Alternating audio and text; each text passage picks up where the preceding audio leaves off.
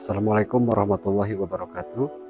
Perkenalkan, nama saya Cepriana SPDI, merupakan mahasiswa PG Transformasi Bidang Pendidikan Agama Islam dari LPTK Universitas bin Sunan Kalijaga dengan nomor peserta 3213588002505. Melalui video ini, saya ingin berbagi proses pembelajaran yang telah saya rancang dan akan saya laksanakan sebagai bagian dari uji kinerja PG Transformasi B2 Pendidikan Agama Islam.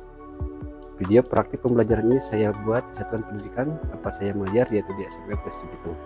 Semoga kegiatan ini menjadi wadah untuk menunjukkan semangat belajar, berinovasi, dan memberikan pengalaman bermakna bagi peserta didik. Selamat menyaksikan, semoga bermanfaat. Assalamualaikum warahmatullahi wabarakatuh.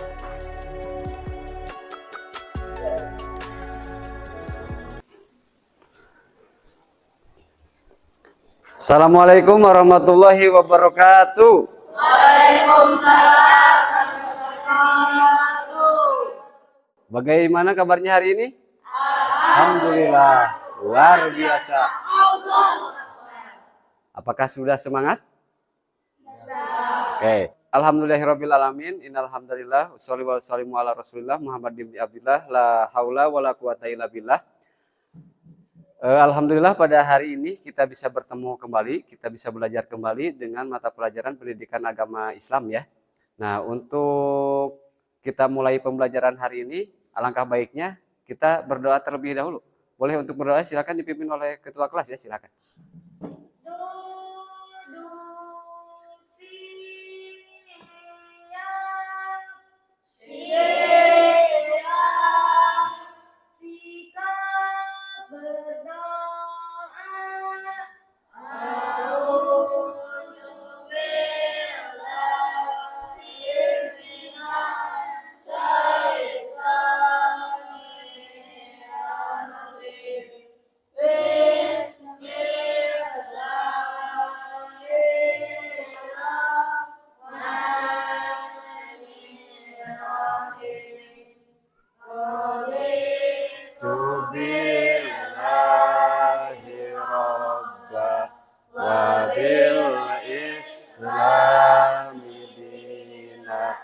Wabil Muhammadin Nabiyya wa Rasulah Rabbil Hidni ilman warzuqna fahman wa amalan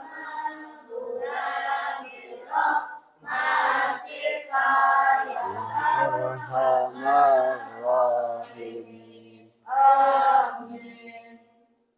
Alhamdulillah kita sudah berdoa pada pagi hari ini.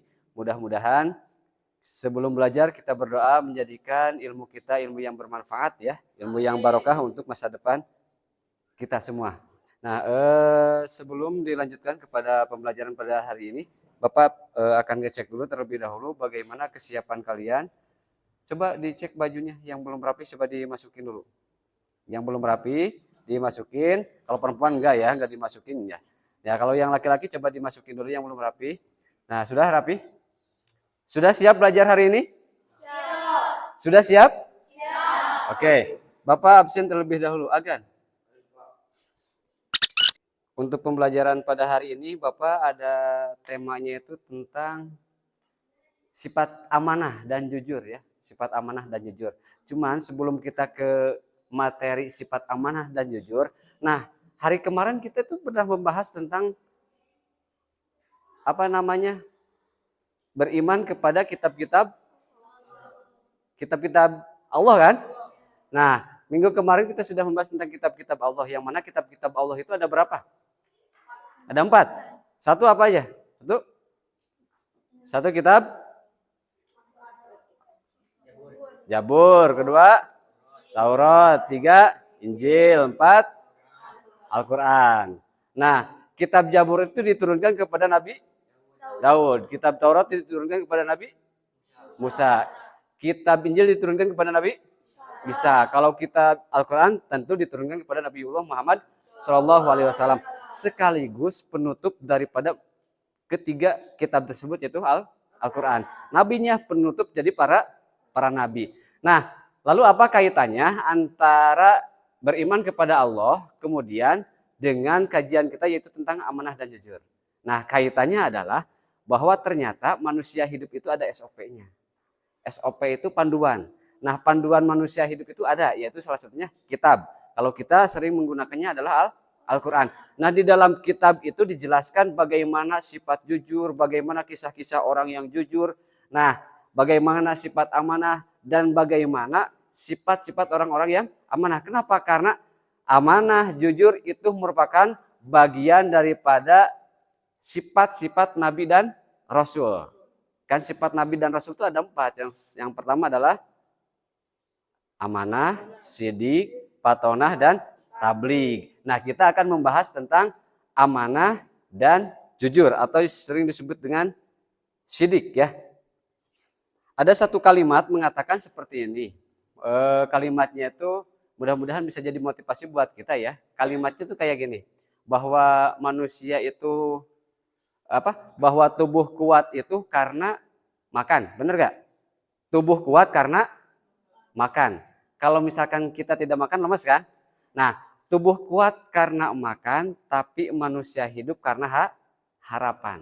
Nah, tujuan pembelajaran pada pagi hari ini, yang mana Bapak harapkan bahwa kita sebagai siswa itu dituntut dapat memahami pengertian dan urgensi akhlak, jujur, dan amanah dalam kehidupan sehari-hari.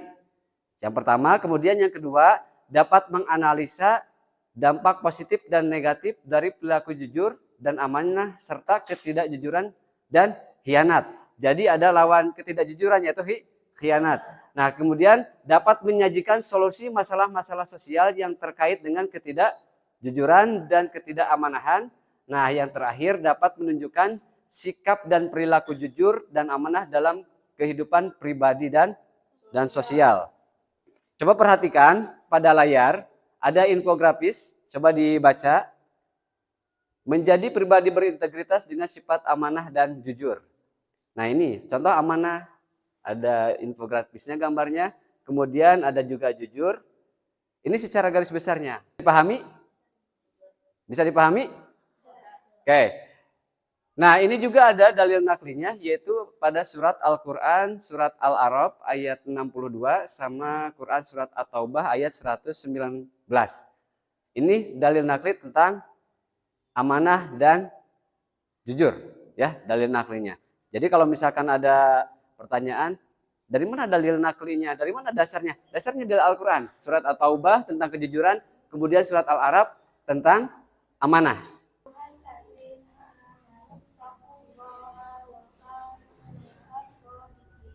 Oke. Jadi ya ayyuhalladzina amanu taqullaha wa kunu ma'as-shodiqin. Nah, ini artinya hai orang-orang yang beriman, bertakwalah kepada Allah dan hendaklah kamu bersama orang-orang yang benar. Jadi jujur itu adalah benar. Oke, coba perhatikan di sini ada tayangan videonya, disimak baik-baik. Bagaimana sih sifat jujur itu? Wah, ini menemukan dompet di ceritanya ya.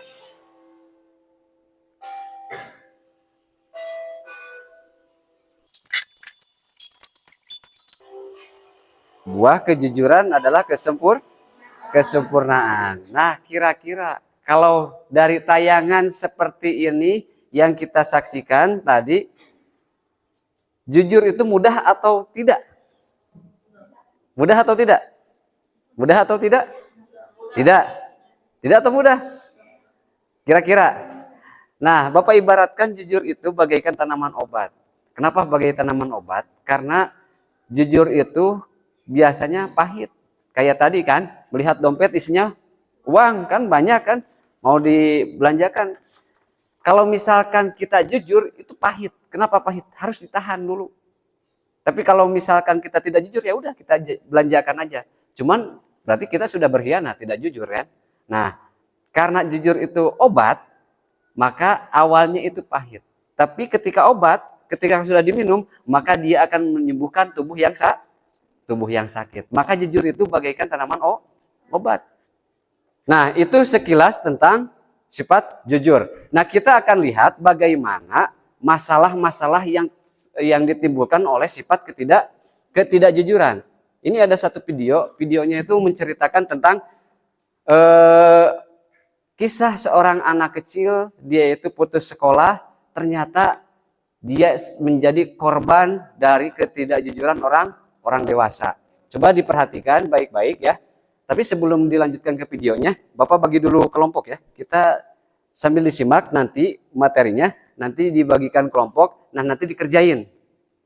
Kira-kira bagaimana penyelesaiannya, nanti Bapak bagikan latihan tugas untuk diskusinya ya. Nah, ini ada LKPD-nya. Tugasnya mengapa sifat jujur dan amanah itu penting dimiliki oleh setiap orang dalam dan bagaimana hubungannya dengan ramainya kasus penipuan secara offline ataupun secara online. Kalau offline kayak tadi ya. Nah, kalau online itu biasanya lewat telepon kayak mamah minta pulsa gitunya. Nah, itu banyak lah. Nah, ini ada kasusnya tiap kelompok berbeda. Nanti coba selesaikan analisa yang terbaik, nanti hasil analisanya kita presentasikan. Bisa dipahami? Oke, silakan. Ini kelompok yang kedua, kasus yang kedua. Ini kasus yang pertama dan ini kasus yang ketiga. Silakan semuanya ikut untuk menyelesaikan tugas secara kelompok. Yang tidak bisa dipahami boleh Bapak bantu ya, silakan. Dibaca dulu secara seksama kasusnya, kemudian dibaca soalnya.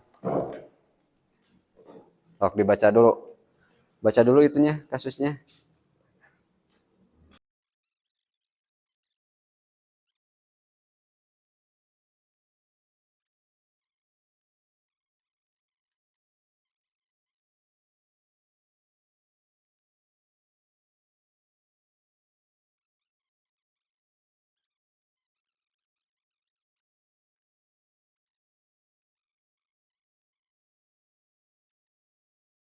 Seorang anak menemukan uang dan kartu identitas di jalan. Ini masalahnya ya, ini masalahnya. Nah, kira-kira tanggapannya seperti apa? Oke, yang pertama apa? 1. Mengembalikan dompet kepada pemiliknya. Alasan karena anak itu jujur. Oke, kemudian yang kedua, bagaimana kalau misalkan sikap jujurnya itu dan amanah dapat memperkuat kepercayaan antar anggota masyarakat? Ya. Sikap jujur harus amalkan. Alasan karena orang-orang tidak jujur akan banyak orang yang rugi. Oke, kira-kira setuju nggak kalau misalkan banyak orang yang tidak jujur akan rugi? Setuju nggak? Setuju ya. Jadi kalau misalkan banyak di kampung ini nih orang-orangnya tidak jujur, otomatis kampung ini akan rusak. Kenapa? Karena toh ternyata yang isinya adalah yang berbohong semua, gitu ya. Oke, kemudian yang terakhir, apa akibatnya jika masyarakat kehilangan kejujuran? Banyak orang-orang penipu. Oh, kalau misalkan di sini banyak pembohong, maka akan terlahir banyaknya penipu. Berarti setuju ya? Kenapa? Karena penipu itu adalah berawal dari kebohongan kecil. Kebohongan kecil. Jadi kebohongan itu akan selalu ditutupi dengan kebohongan. Akhirnya jadilah penipu gitu. Oke, terima kasih. Tepuk tangan buat Rija. Ya. Oke, lanjut dengan kelompok yang ini. Oke, 2 orang. Siapa? Oke. Oke, bisa dipahami seperti itu ya. Oke, terima kasih. Tepuk tangan untuk kelompok yang ketiga. Oke. Coba diikuti kata-kata Bapak ya. Sebelum kita simpulkan hasil diskusi hari ini ya. Jadi hasil diskusi dari ini kita punya 3 kasus. Nah, dari 3 kasus ini kita simpulkan dan kesimpulannya antara sifat jujur dan sifat amanah itu penting dimiliki oleh setiap orang. Kenapa? Karena dampak dari sikap jujur, sikap amanah itu akan berdampak baik, berdampak positif untuk kehidupan kita. Orang yang tidak jujur, orang yang tidak amanah, lambat laun akan tapi kalau kita jujur, kita amanah, otomatis kita akan disayangi oleh orang lain, kemudian disayangi orang tua, disayangi oleh Allah Subhanahu wa Allah. Kenapa? Karena Allah Subhanahu wa taala itu mencintai, menyayangi orang-orang yang amanah, orang-orang yang jujur. Oke, coba diikuti, ada satu pantun ya, ada satu pantun. Diikuti Bapak dulu, kemudian diikuti ya. Oke. Menulis tugas di pagi hari. Kemudian dengan semangat tanpa ragu. Jujur selalu di dalam hati agar semua percaya padamu. Nah, gitu. Kalau misalkan kita jujur, nah otomatis semua orang akan percaya kepada kita. Oke, gitu ya. Bisa dipahami ya. Nah, jadi penting untuk sifat jujur? Penting sifat amanah? Penting. Nah, sebelum mengakhiri tugas pembelajaran pada hari ini, nah ada satu tugas yang harus kita laksanakan adalah kita akan merefleksi bagaimana cara kita, apakah kita sudah memahami atau belum perihal tentang sifat-sifat jujur. Oke, ini ada LKPD, ini tugasnya adalah tugas masing-masing ya. Jadi dikerjakan, nanti tulis nama, nulis kelas, dikerjakan sekemampuan sesuai pendapat masing-masing. Oke, silakan.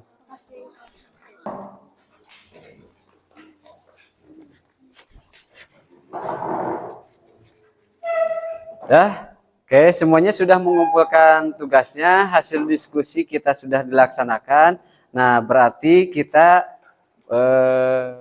masuk kepada tahap akhir ya. Tahap akhir pembelajaran pada pagi hari ini atau pada siang hari ini terkait dengan sikap jujur. Nah, Bapak akan simpulkan perihal sikap jujur dalam kehidupan sehari-hari.